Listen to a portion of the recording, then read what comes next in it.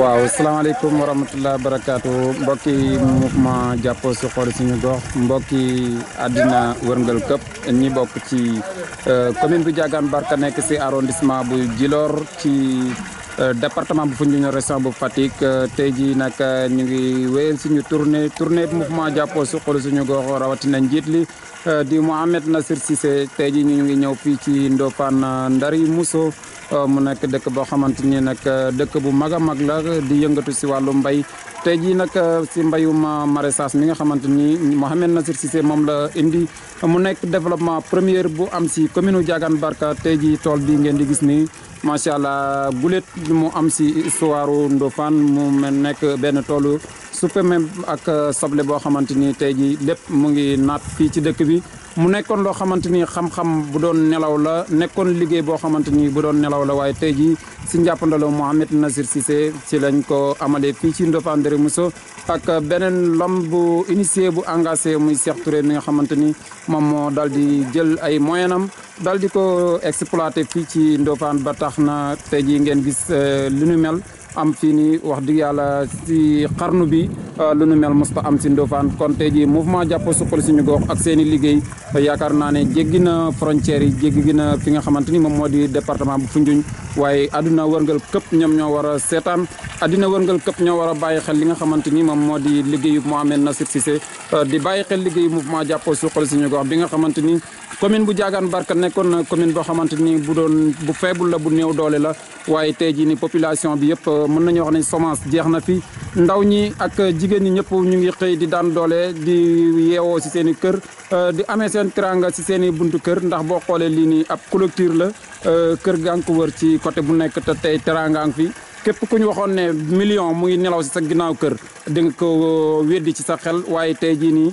biñ demee ba exploité ko xam nañ ne loolu tey jii dëgg ju wér péng la kon suñu ginnaaw kër yi ñu ngi fi suul ay millions dem di ko wutee ji si yeneen i réew tubaab yi ba tax mu ñuy jaral ñuy def barça wala barsaq te jarut koon waaye gàcci ngaalaama Mouhamed Nassir Cissé ak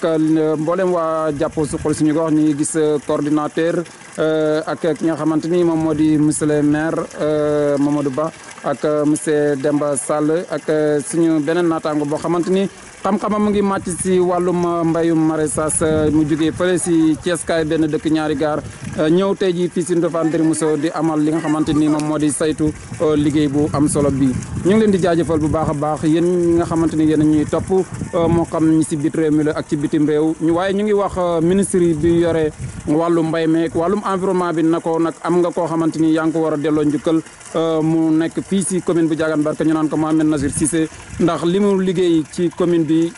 néew na ku ko fi def wala kenn defagut ko fi sax la ñuy wax ndax buñ fàttale ko si wàllu environnement même ministre Ali Aïdar ñu ngi lay wax na la am na koo xamante ni kenn gënut ko ci réew mi kenn gënut ko ci gox bi muy Mouhamed Nassir Cissé ndaxte lu toll ci 20 000 pieds reboisé woon na ko ci commune bu Diagane Barka si nawet bi nga xamante ni moom moo di bu 2019 bu 2020 te dëkk bi ñu nekk tey di def reportage bi di Ndofane Ndari Mousso bénéficié woon na si ak beneen village bi ñu jógee woon muy Diagane Sengane kon ministre de l'environnement ministre de l'agriculture ministre bi yor wàllum développement am nga koo war a njaaraamal am nga koo war a jàppale mais ñu ngi lancé appel ki nga xamante ni moom moo di président de la république bu Sénégal wan ko ne ko nag ki nga xamante ni mooy personne première bu nekk si commune bu Diagane Barka tey xeex Barça wala Barzak mooy Mouhamed Nassir Cissé moo indi développement bi moom moo indi koom-koom bi fii ci commune bi ñu ngi leen di jaajëfal bu baax a baax salaamaaleykum wa rahmatullahi wa barakaatuhu gis ngeen loolu tey jii ni liggéey bu am solo la ndox mi di xelli di saawaan di baawaan